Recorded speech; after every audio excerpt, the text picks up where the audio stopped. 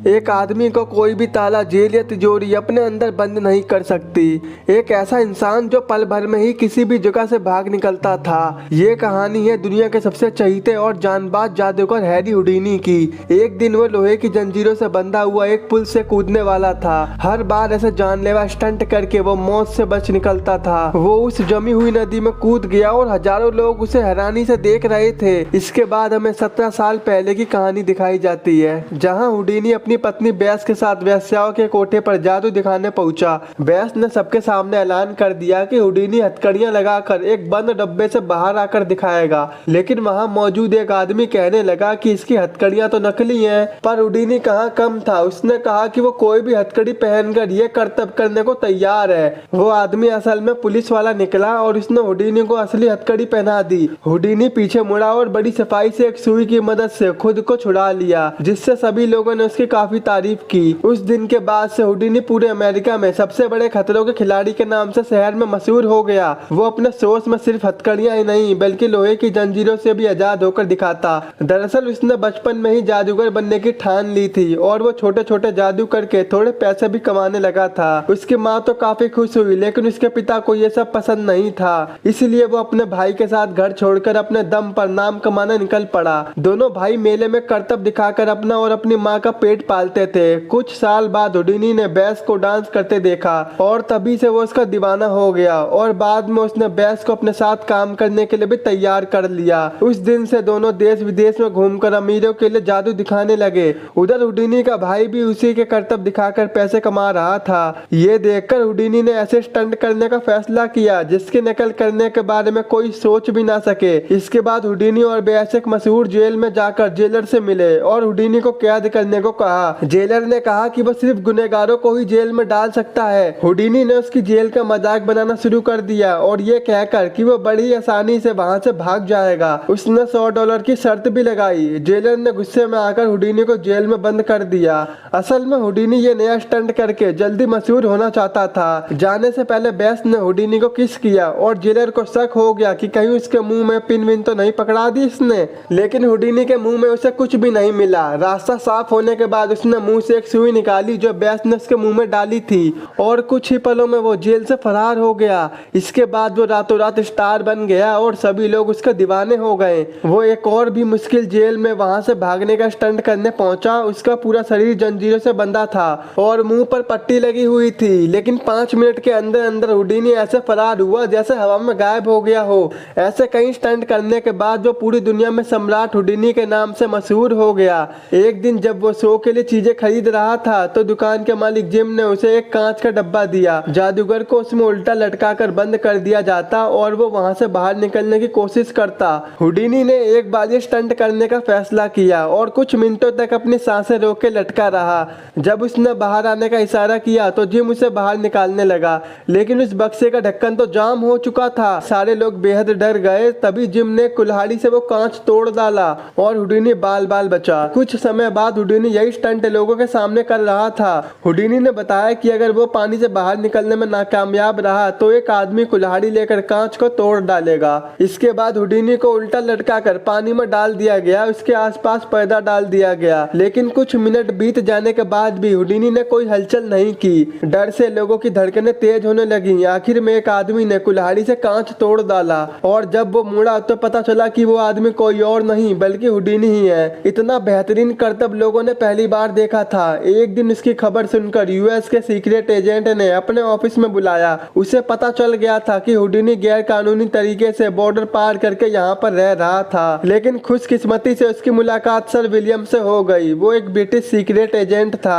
उसने नकली कागज बनाकर हुडीनी की मुश्किल हल कर दी और बदले में यूके और यूएस के लिए खुफिया जानकारी लाकर देने का काम सौंपा। मिशन के लिए हुडीनी जर्मनी में एक रईस परिवार को जादू दिखाने पहुंचा। वहां उसने बंदूक से चली गोली को पकड़ने का कारनामा दिखाकर सबके होश उड़ा दिए। इसके बाद उसने वहां पर मिली खुफिया जानकारी को विलियम के एक आदमी को दे दी। फिर उसे रूस में एक ऐसे ही मिशन पर भेज दिया गया। वहां उसने सभी को अपनी इच्छाएं कागज पर लिखने को कहा। सबने अपनी अपनी इच्छाएं लिख दी और उन्हीं के घर की एक बच्ची ने उनमें से एक कागज को उठाया। उस पर लिखा था कि वो क्रैम्बलिंग बेल को बजते हुए सुनना चाहती है। ये सुनते ही सब हंसने लगे, क्योंकि क्रैम्बलिंग बेल तो पिछले 100 सालों से ही नहीं बजी थी। लेकिन हुडीनी ने अपना कमाल दिखाकर एक रस्सी निकाली और जैसे ही बच्ची ने वो रस्सी खींची, क्रैम्बलिंग बेल बजने लगी। हुडीनी की जबरदस्त कलाकारी को देखकर सब अपने घुटनों पर बैठ गए। अगले दिन हुडीनी ने विलियम से मिलकर उसे रसियन के इरादों की जानकारी दी। विलियम उसके काम से बेहद खुश हुआ और उससे पूछा कि आखिर उसने ये घंटी बजाई कैसे।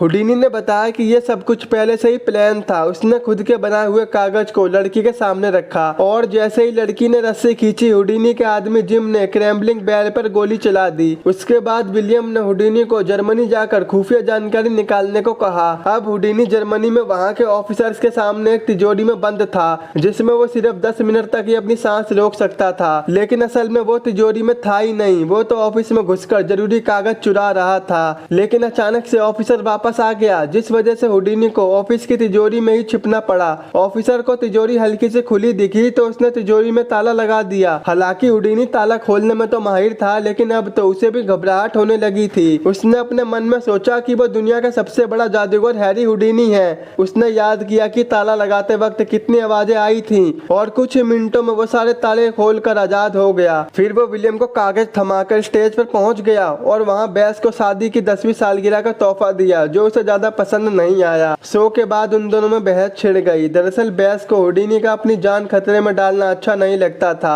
लेकिन हुडीनी ने कहा कि उसे लोगों को मौत के मुंह से बाहर निकलकर दिखाने में खुशी मिलती है। तभी उसकी नजर बर्फ से भरे गिलास पर पड़ी और उसने इसी से अपना अगला जादू करने का फैसला किया। उसके बाद वो जाकर बाथटब में लेट गया और जिम से कहा कि पूरे बाथटब को बर्फ से भर दे। वो बर्फ में रहकर अगले स्टंट की प्रैक्टिस करने लगा। इसके बाद हम उसी जगह पर पहुंच जाते हैं जहां से कहानी की शुरुआत हुई थी। वो पुल पर खड़ा जमी हुई नदी में कूदने ही वाला था। उसके कूदने के बाद बेस वहां घबराकर पहुंची, लेकिन हुडीनी ने कुछ ही पलों में हथकड़ियों और जंजीरों को खोलकर सबको हैरान कर दिया।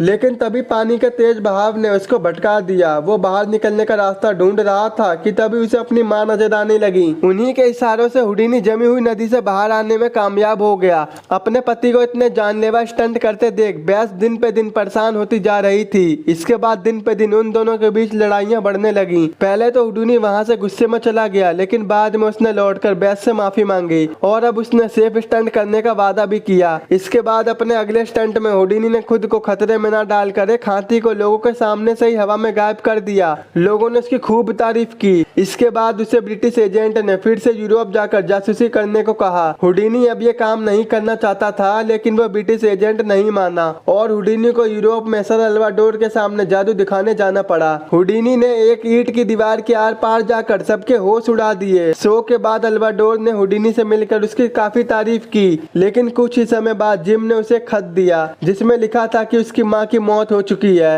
अब ये पढ़ते ही हुडीनी बेहोश होकर नीचे गिर पड़ा। बेस ने तुरंत आकर उसे संभाला और हुडीनी ने कहा कि वो आखिरी बार अपनी माँ को देखना चाहता है। इसके बाद हुडीनी अपनी माँ के अंतिम संस्कार में पहुंचा। कुछ दिन बाद हुडीनी फिर से सर अल्वाडोर और उनकी पत्नी चेरी से मिला। चेरी ने दावा किया कि वो हुडीनी की माँ की आत्मा से बात कर सकती है। तभी वहाँ पर एक ज्योतिषी आ गया और हुडीनी का हाथ देखकर कहने लगा कि वो जल्द ही मरने वाला है। उस पर ज्यादा ध्यान न देते हुए वो चेरी के साथ अपनी माँ की आत्मा से बात करने बैठ गया। अचानक चेरी एक पेंसिल लेकर कागज पर कुछ लिखने लगी, मानो हुडीनी की माँ की आत्मा उससे ये सब लिखवा रही हो, जिसे देखकर हुडीनी बेहद खुश हुआ और चेरी का शुक्रिया अदा किया। लेकिन बाद में जब उसने कागज को ध्यान से पढ़ा तो उसे एहसास हुआ कि चेरी भी बाकी पाखंडियों की तरह नकली है। कागज पर इंग्लिश लिखी हुई थी, जबकि उसकी माँ को इंग्लिश नहीं आती थी। ऊपर से आज हुडीनी का जन्मदिन था, जो उसकी माँ कभी नहीं भूल सकती। गुस्से में उसने सर अल्वाडोर और चेरी का कई रेडियो और अखबारों के इंटरव्यूज में पर्दाफाश किया। इसके बाद हुडीनी एक तांत्रिक से मिला जिसका नाम माजरी था। वो भी बाकियों की तरह नकली निकली और हुडीनी ने उसका भी राज खोल दिया। गुस्से में माजरी हुडीनी के कमरे में आकर उसे अपने जाल में फंसाने की कोशिश करने लगी, लेकिन उसका कोई फायदा नहीं हुआ।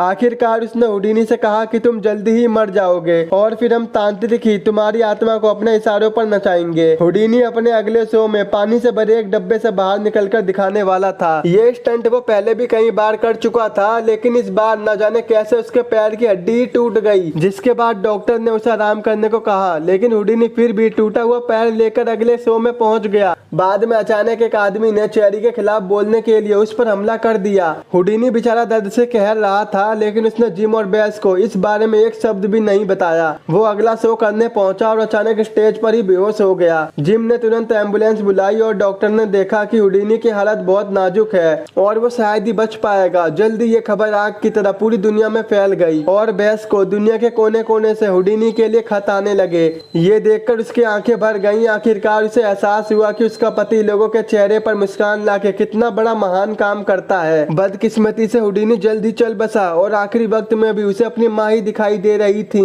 पूरी दुनिया ने हुडीनी की मौत का शोक मनाया। कहानी की आखिर में हमने देखा कि अब बेस तांत्रिकों के पास जाकर हुडीनी की आत्मा से बात करने की कोशिश कर रही थी। और अगर आप सभी लोगों को मेरा एक्सप्लेन पसंद आया हो तो हमारे चैनल को सब्सक्राइब करना मत भूलना। तो मिलते हैं आपसे ऐसे ही नेक्स्ट वीडियो में।